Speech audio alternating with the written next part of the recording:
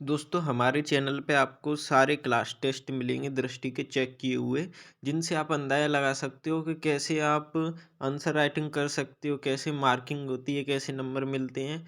जैसे दोस्तों जैसे पेन कौन सा यूज करें, तो इस पे मैंने वो लिखा था एक note, I have used gel pen please give your recommendation.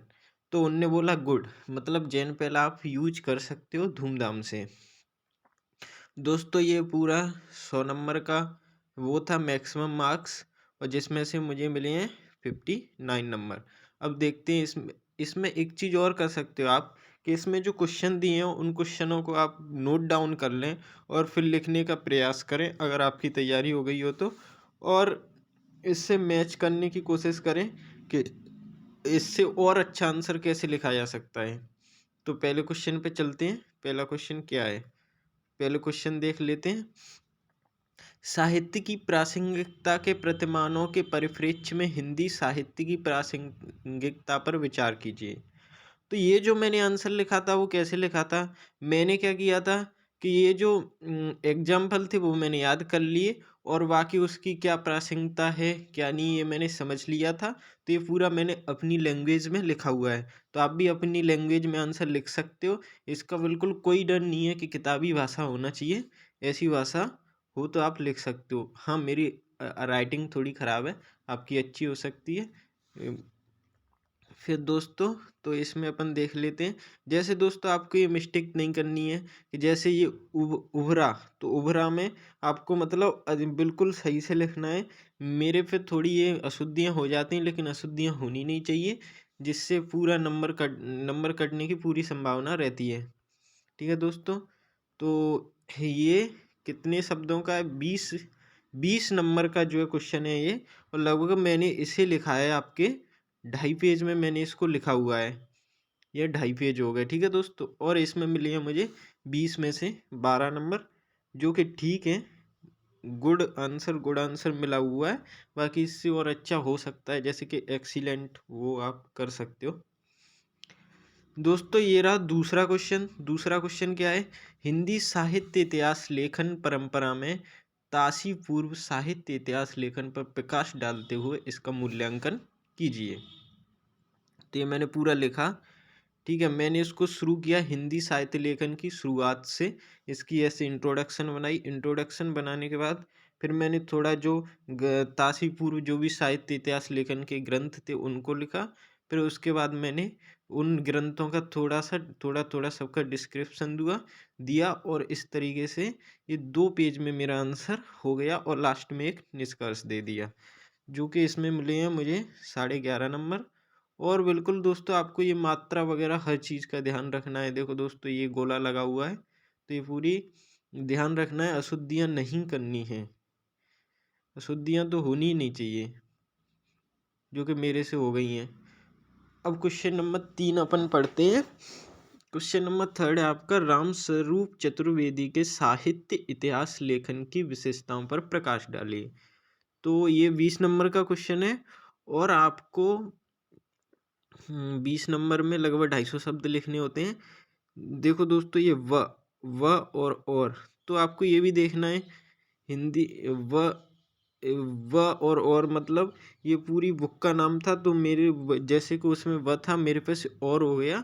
ये राम स्वरूप चतुर्वेदी की पुस्तक का नाम था हिंदी साहित्य और संवेदना का विकास, तो मेरे से हो गया हिंदी साहित्य व संवेदना का विकास।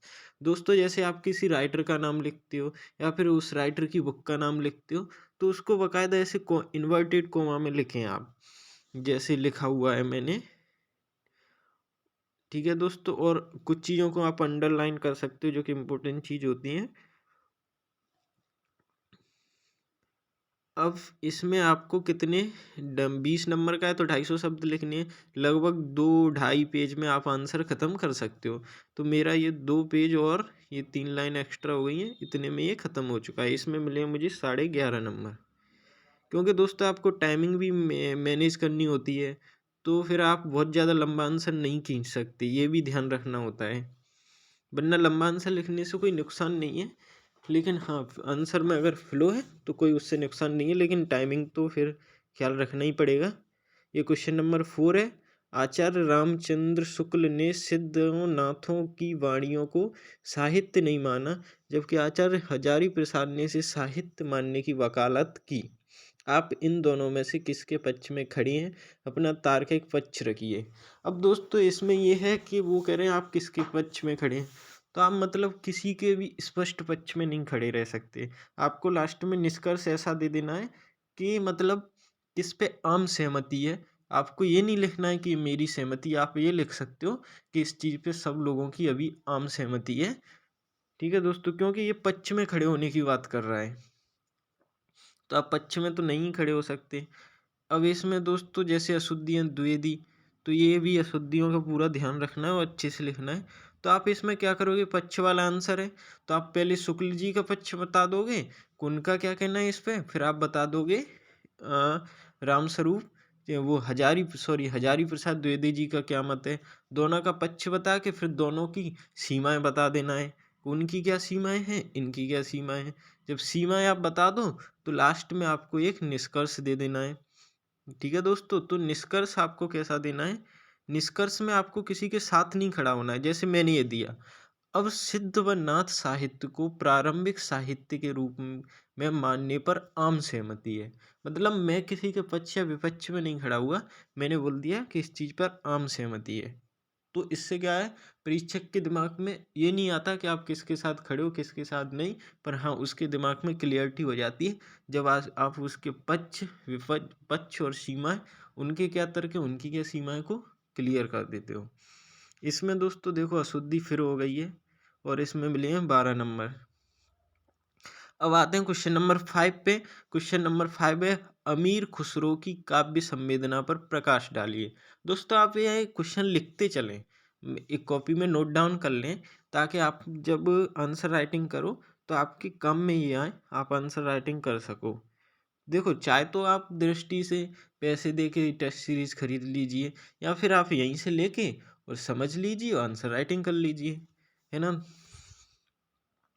अब इसमें अमीर खुसरो की काव्य संवेदना, तो ये तो सीधी उनकी काव्य संवेदना पूछा है, तो उसके बारे में जैसे आपने कहीं से भी पढ़ा होगा, तो उनकी काव्य संवेदना के बारे में बता दीजिए और एक आध एग्जाम्पल एग्जाम्पल होना बहुत ज़रूरी है।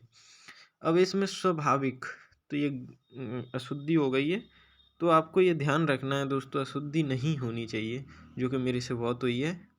और ऐसे एग्जाम्पल तो होने ही चाहिए, एक पेज में एक दो आपने देखा होगा कि मेरी एक पेज में एक दो एग्जाम्पल जरूर होता है, जो कि होना भी चाहिए।